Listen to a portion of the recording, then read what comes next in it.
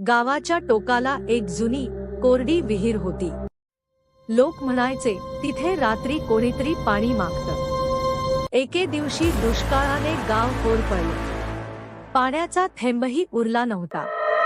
त्या रात्री 12 वाजता सुनीता नावाची तरुणी विहिरीजवळून जात होती. अचानक अंधारातून करुण आवाज आला, "मला पाणी दे. खूप तहान लागली आहे." सुनीता थांबली. विहिरीच्या काठावर काळ्या साडीतील एक बाई उभी होती. तिचे केस चेहऱ्यावर विखुरलेले आणि डोळे पूर्ण पांढरे. हातात तिने रिकामी घागर धरली होती. सुनीता घाबरली, पण दया आली.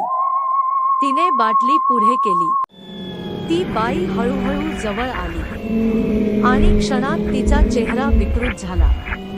तोंड मोठं उघडलं, मानवी नसले. "मला पाण्याची नाही, रक्ताची तहान आहे," ती किंचाळली. दुसऱ्या दिवशी सकाळी विहिरीजवळ सुनीता मृत अवस्थेत सापडली. शरीरात रक्ताचा थेंबही नव्हता. आजही दुष्काळ पडला की त्या विहिरीतून आवाज येतो, "कोणी आहे का? मला पाणी द्या."